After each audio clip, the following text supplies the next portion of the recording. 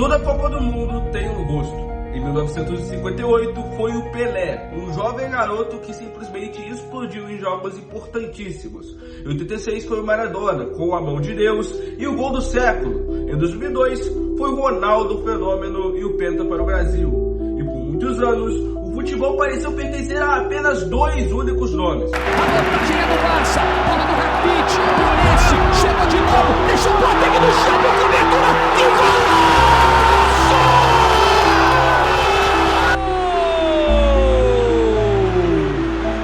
Cristiano de bicicleta, minha nossa! Minha nossa! Gol! Lionel Messi e Cristiano Ronaldo dominaram uma era inteira. Durante mais de uma década, parecia impossível imaginar alguém tomando esse lugar. Só que em 2018, alguma coisa mudou. Porque aquela Copa não parecia ter um dono. A Alemanha desmoronou, a Argentina sofria, Portugal dependia muito de Cristiano. O Brasil ainda carregava cicatrizes emocionais do 7-1 e o Neymar virou meme mundial pelas quedas. O futebol parecia perdido, como se estivesse procurando quem seria o próximo grande rosto no esporte. E então surge um garoto de 19 anos, muito rápido, muito frio, muito decisivo. Um garoto que parecia jogar Copa do Mundo como se apenas estivesse no quintal de casa. E talvez o mais assustador é que naquele momento ninguém tinha percebido totalmente o que estava acontecendo. Porque 2018 não foi apenas a Copa da França, foi a Copa em que o futebol encontrou seu próprio fenômeno e talvez seu próximo rei. É estranho pensar nisso hoje, principalmente em tempos que o futebol francês domina o lado de seleções, tendo chegado em 2 finais de Copa do Mundo e com uma geração simplesmente extraordinária, craques em cada posição. Mas houve um momento em que a França parecia perdida, porque depois de Zinedine Zidane, a seleção francesa nunca mais foi realmente a mesma. E isso começa muito antes de 2018. 20 anos antes, em 1998, a França conquista o mundo em casa, com uma seleção histórica. Zidane, Henry, Deschamps, o atual técnico dessa seleção, parecia o começo de uma dinastia. Só que, em 2002, veio o choque. A atual campeã do mundo é eliminada na fase de grupos sem marcar um gol sequer. E existe um detalhe importante: Zidane estava lesionado. Aquilo deixou uma sensação muito forte, como se a França, sem seu maestro, simplesmente não funcionasse direito. Depois, em 2006, parecia a redenção. Zidane volta a jogar em altíssimo nível, a França chega até a final, mas aí veio a cabeçada. E novamente o mundo inteiro lembrava mais do trauma do que da campanha. Só que mesmo com catástrofes acontecendo anteriormente, nada se compararia ao que aconteceu em 2010. Porque ali a França implode, não só dentro do campo, mas emocionalmente, politicamente e internamente. Aquela seleção pareceu uma bomba relógio. Brigas no elenco, jogadores revoltados, treinos cancelados, crise com o treinador. O mundo inteiro assistia aquilo incredulamente. Parecia impossível que uma seleção daquele tamanho tivesse perdido totalmente o controle. E talvez o mais grave tenha sido a imagem deixada. A França não parecia mais uma potência, parecia uma seleção quebrada. E isso deixa marcas profundas, porque seleções também carregam traumas. Bom, enquanto muita gente já declarava o fim da seleção francesa por completo, alguma coisa estava sendo construída silenciosamente. Nas categorias de base, nos clubes, nos bairros periféricos, enfim, uma nova geração começava a surgir. E talvez o mais assustador fosse o tamanho da qualidade daquela geração no geral. Paul Pogba surgia como um meio-campista diferente de tudo.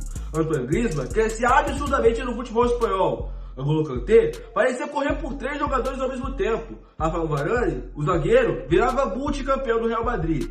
O Lloris amadurecia como um dos goleiros mais seguros da Europa. E então surge um garoto muito novo até demais, chamado Kylian Mbappé. O futebol já tinha visto jovens promessas, muitas delas inclusive.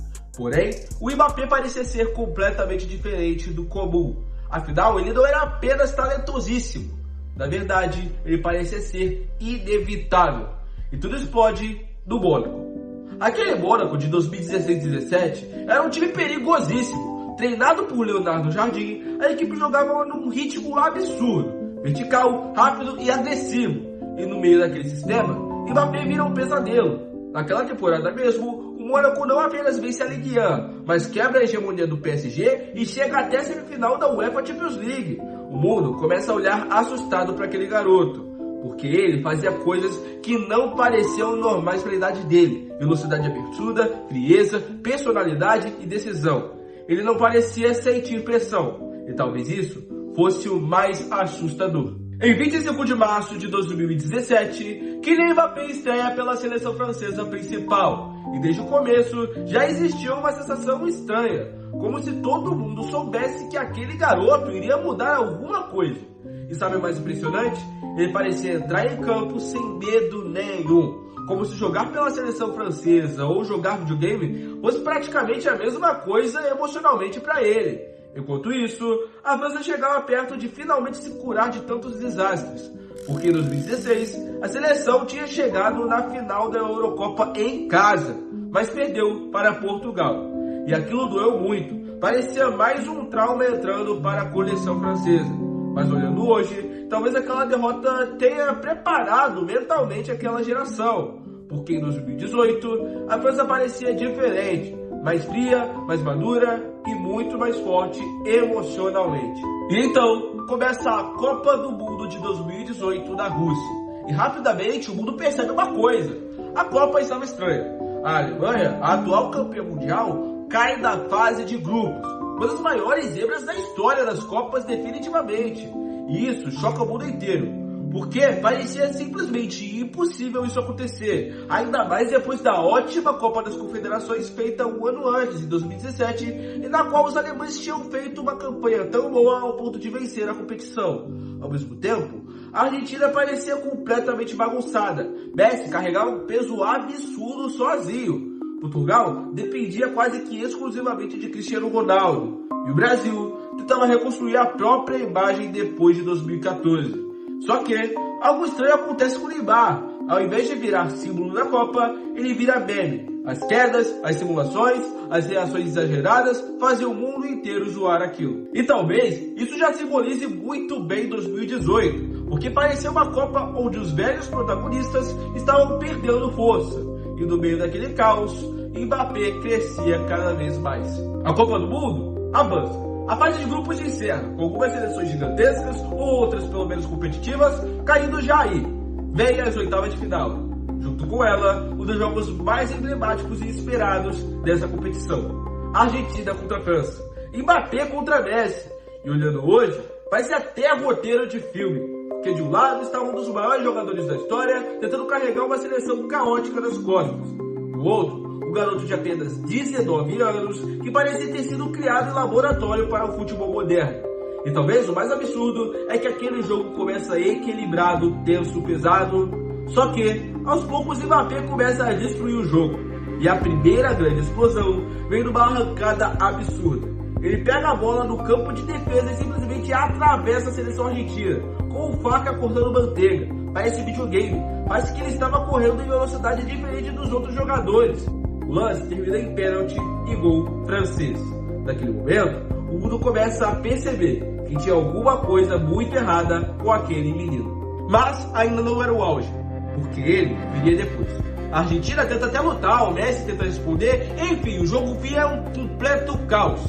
E então, Mbappé protagoniza mais um lance histórico, porque o quarto gol francês sai dos pés dele, talvez um dos gols mais simbólicos daquela Copa. A jogada começa rápida, vertical e cruel, e quando a bola chega nele, não existe hesitação. Finalização seca, fria e fatal. Gol. E naquele instante, parecia que alguma coisa tinha mudado no futebol, porque não era só um garoto jogando muito bem, parecia o nascimento de uma nova era acontecendo ao vivo.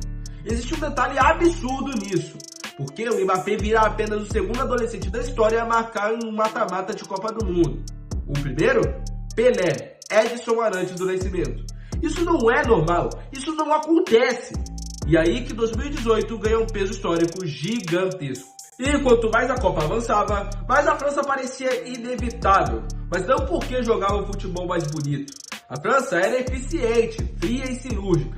Parecia entender exatamente como vencer os jogos modernos. Enquanto outras seleções jogavam emocionalmente, a França parecia calculada. E isso encaixava perfeitamente no Mbappé, porque ele simbolizava exatamente o futebol que estava nascendo. Um futebol mais físico, mais veloz, mais intenso e mais vertical. E aí você olha para aquele elenco e entende por que ele parece um time do futuro. Kanté destruindo espaços, Pogba controlando o ritmo, Griezmann decidindo, Varane dando segurança absurda e Lloris experiente. E Mbappé causando medo, muito medo, porque ninguém conseguia parar ele em campo aberto. Só que, enquanto a França crescia, o Brasil carregava fantasmas. E isso precisa ser entendido para compreender 2018.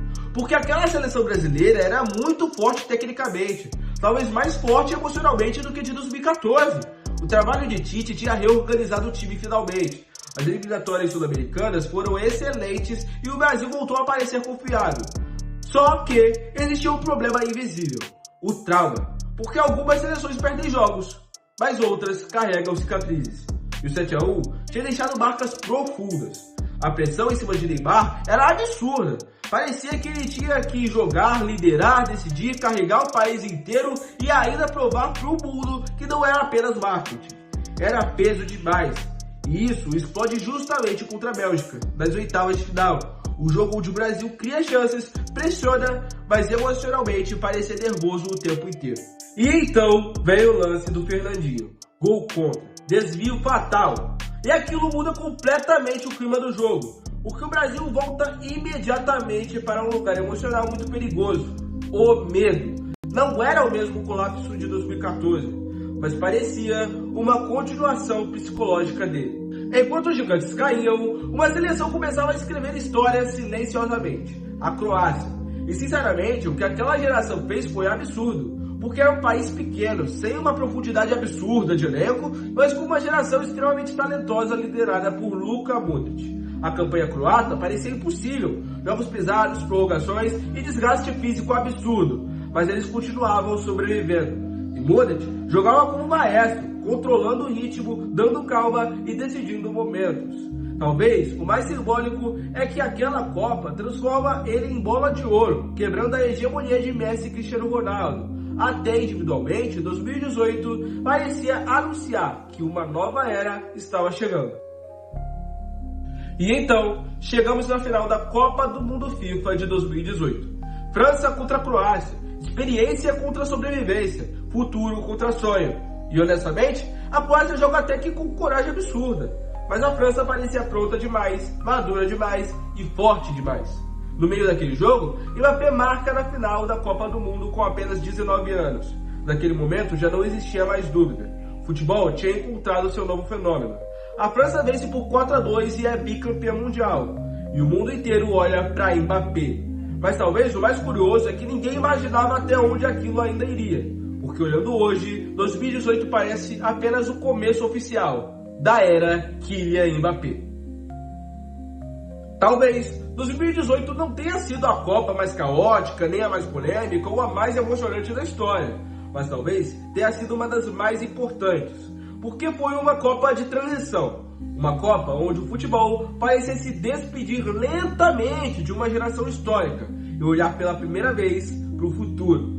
A Alemanha caiu, Messi sofreu, Cristiano envelhecia, Neymar ainda buscava seu lugar definitivo, e no meio disso tudo, um garoto apareceu, sem medo, sem peso e sem parecer entender o tamanho daquilo tudo. E talvez tenha sido exatamente isso que tornou o Mbappé tão assustador. Porque enquanto o mundo inteiro sentia pressão, ele parecia apenas se divertir, como se a Copa do Mundo fosse o lugar onde ele nasceu para estar. E talvez, daqui a muitos anos, quando as pessoas olharem para 2018, elas não vão lembrar primeiro das táticas, dos resultados ou das polêmicas. Talvez elas lembrem de uma sensação. A sensação de assistir o começo de algo gigantesco. Porque algumas Copas contam histórias, mas outras apresentam o futuro. E em 2018, o futuro tinha nome: Kylian Mbappé. Bom, mas pra você, torcedor, o que mais te marcou nessa história da Copa de 2018? Sinceramente, pra mim foi a eliminação do Brasil, já que foi a primeira Copa que eu consigo lembrar realmente momentos marcantes que ocorreram nela. Aí você coloca nos comentários o que mais te marcou e o que mais simboliza essa Copa na sua opinião. Aí você vai fazer o seu primeiro gol nos comentários, seu segundo vai ser você deixando o like para mostrar para o algoritmo que você gosta desse tipo de vídeo. Você vai se inscrever no canal, que aí já vai ser seu hat-trick, você já vai estar sendo um dos melhores jogadores da partida, e isso aí já vai ser absurdo para você receber mais vídeos do nosso canal. Para receber ainda mais, te aconselho a apertar o sininho das notificações, que aí vai ser o seu poker. E o seu quinto, aí cara, você vai simplesmente compartilhar para um amigo seu, para ele também ver esse vídeo, ou seja, vai ser sua assistência. E aí você não vai ter nem concorrência, você vai ser o melhor da partida com sobras. E é isso, pessoal, valeu, até a próxima.